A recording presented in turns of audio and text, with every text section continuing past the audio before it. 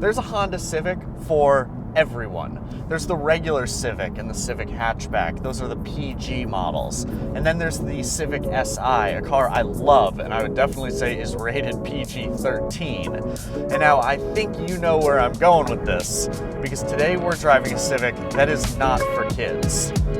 This one is rated R.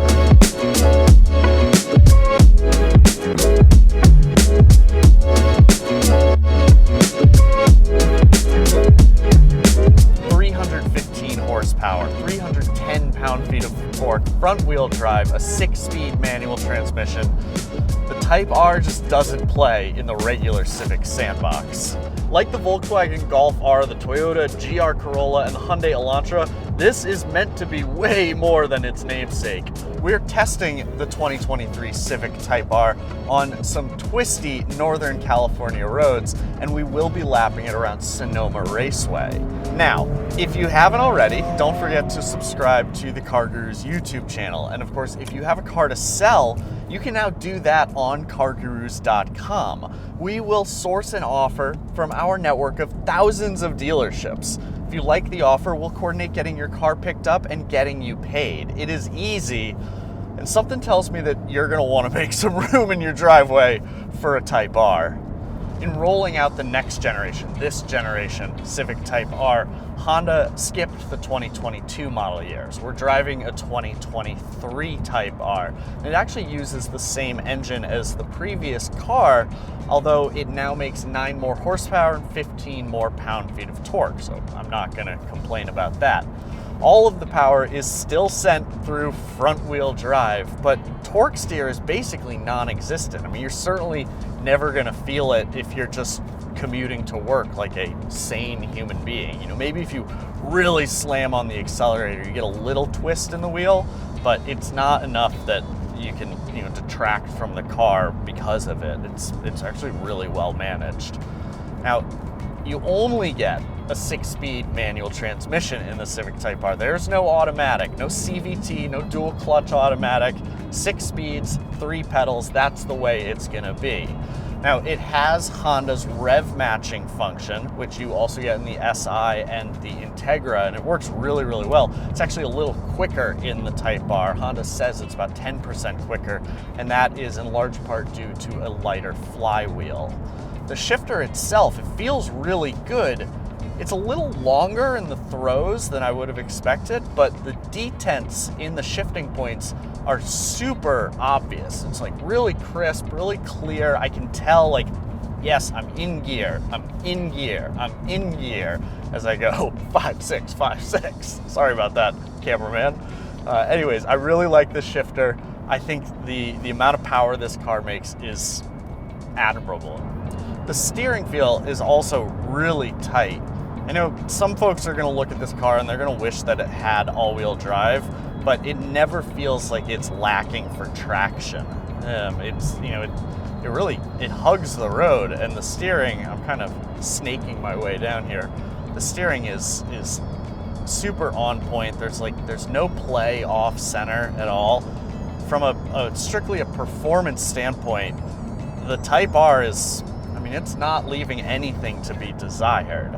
Now, one thing that was a little left to be desired in the past was the exhaust note, and admittedly, they're piping in more of that exhaust sound than they have in the past, particularly if you hit the plus R button, then you really hear it. It's like, don't love that, but it kind of is what it is. The brakes are also pretty good. It doesn't feel like you're hitting a ton of bricks when you slam on them. They're not, real race car brakes, but they are adequate for a performance vehicle. Here, I'll hit them in just a second, right? We got a turn coming up here, so they definitely, they slow the car no problem at all. They're super linear, and we just finished coming down through the mountains on them, and I didn't notice any fade whatsoever, so we'll give them credit for that. And now the suspension, it's that beautiful sports car Goldilocks kind of suspension. It is definitely stiff. When we hit the crappy pavement, the car moves. You know that the suspension is handling that for you, but it's not uncomfortable. It doesn't feel like my teeth are gonna fall out every time I hit a pothole. So living in Massachusetts, it passes the pothole test. Now I just gotta go find one on these beautiful California roads. Lucky. The wheels are a little smaller this year. They're 19 inches instead of 20 inches. And they are wrapped in Michelin Pilot Sport 4S tires. And that is a good tire. It's an all-season tire. It's a performance tire. They're certainly very expensive to replace. Last year, in 2021, Honda sold the Civic Type R in a special edition trim. It was painted bright yellow, but it also came from the factory. It came with Michelin Pilot Sport Cup 2s. And that, my friends, that's a serious piece of rubber. Now, you can get the Pilot Sport Cup 2s as an option on this car, but they're not standard on a special edition trim like they were in the past. Kind of like to see that come back. I thought that was pretty cool that they offered that. The EPA estimates that this car should get 22 mpg in the city, 28 on the highway. And that means that the Civic Type R actually has the same fuel economy as the 6-speed manual-equipped Volkswagen Golf R. Now, if you get the DCT, the automatic transmission in the Golf R, you'll actually do 2 mpg better. And of course, the Golf R has all-wheel drive, and that's definitely something worth considering. But at the end of the day, if you drive either one of these cars like I want to drive, and almost certainly how the EPA doesn't want us driving, well then I doubt you're going to hit those figures anyways. I mean, we've been driving for about 50 miles through some hills. I'm seeing 21.4 mpg. Honda keeps a lot of the regular Civic's new styling inside the Type R. Now that means that we still have the honeycomb mesh design covering the HVAC vents, but so I head into a pretty aggressive downhill here. Woohoo! God, this is a fun car. Anyway, so there's that honeycomb mesh covering the HVAC vents, and overall it just has that general Civic feel to it. You know, it doesn't look that special. That said, there are a few touches that are going to make sure that you know this is a Type R and not a regular Civic or even an SI. First off, we have, as you can see, very red seats.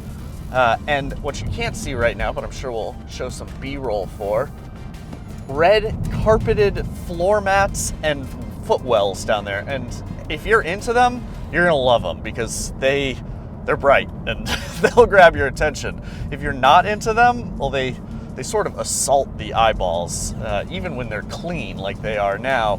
And because they're red and not black, I feel like they're going to attract a lot of very visible dirt. But, you know, when they're new, they're a conversation piece, that's for sure. And then, of course, nothing beats the red Honda badge on the steering wheel. That's how you know it's a Type R.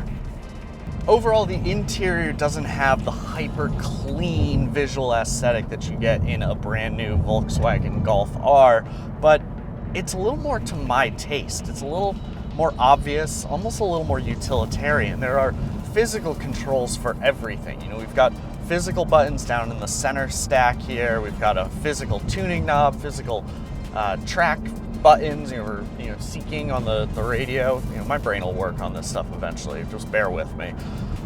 Physical HVAC. You know, that's important. Having the knobs. Everybody wants knobs there. And then on the door panel here, we've got real buttons and switches like we're all used to when it comes to the windows and the mirrors. Honestly, the only thing that feels really high tech in terms of regular interface is the driver information display, which is this beautiful crisp screen. It looks so sharp. It's really bright. All right, so coming off of the street and onto the racetrack, Honda was kind enough, or maybe foolhardy enough, to give us the keys to the Type R and let us take it out at Sonoma. So I'm gonna do my best to give you just a little bit of intel on how this car performs on the racetrack as opposed to on the street. Now, even though it's front wheel drive, It has so much grip out here. It is really impressive. You can feel a little more of that torquey play in the steering wheel. But the steering in general, God, it's so sharp and it's so well balanced. It's a very easy car to drive fast. Having a lot of fun with it. This is a good little car. It's a good little car. And I'm gonna have some fun.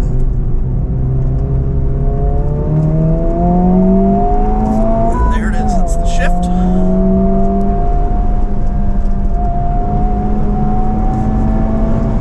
We used to play Gran Turismo when I was in college. And I always struggled with Sonoma.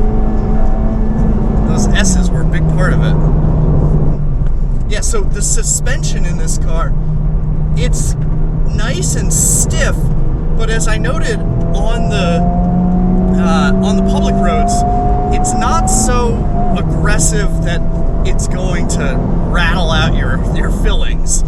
It's all pretty manageable. Well, this has been a super fun experience and really the right place to properly evaluate a car like the Civic Type R. Sorry about the chatter on the radio. So we're gonna head back out onto the street in just a moment, and then we're gonna finish up this review out there.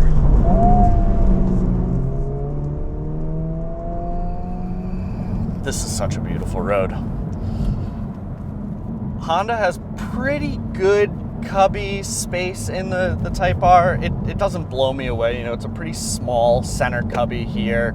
The cup holders are nicely placed. They're in tandem between the driver's seat and the passenger seat, and they're definitely big enough to fit like a 20-ounce water bottle in.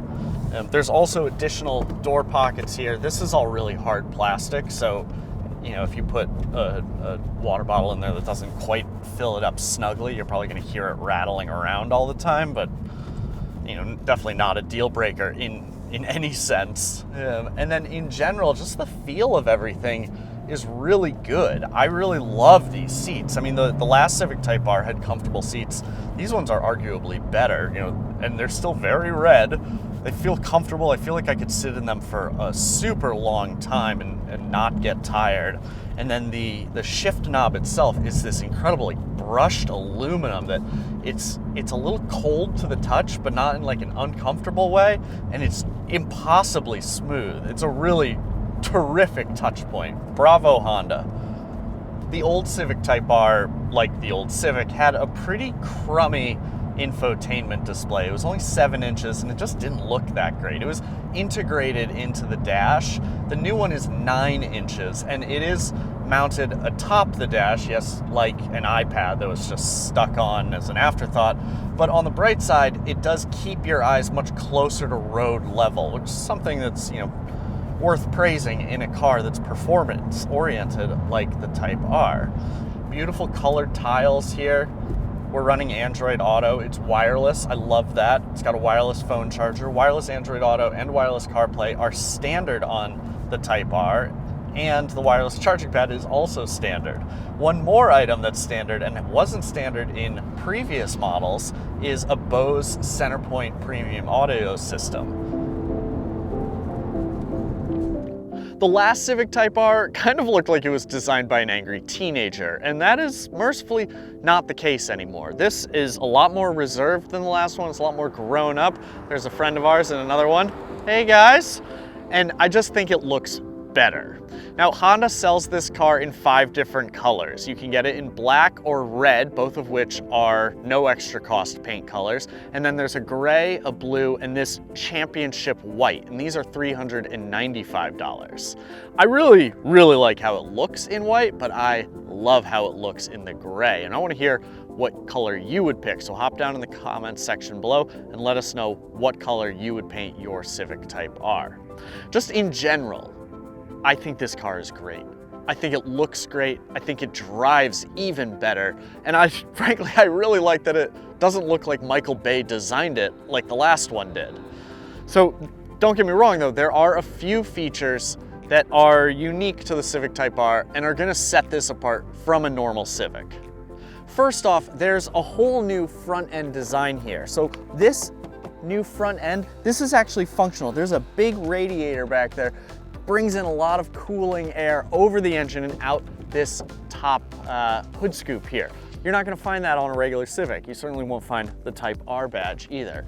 A bunch of this stuff is functional. Not all of it is. So these, functional. This guy, not functional. But if you head down past the wheel, this air vent, this is real. So all that air that gets trapped up in the wheel well, that has a nice outlet right here, runs right out of the wheel well and over this unique Type R door sill down past the back wheels. There's another diffuser down here. It's a little lower, a little more scooped under the car than it was on the 2021 Type R. And then we have the exhaust ports.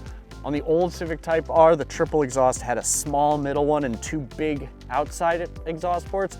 That's inverted on the 2023 model. It's also a straight through exhaust, which results in a much throatier and just more auditory exhaust note, something that I think we all agree we're here for.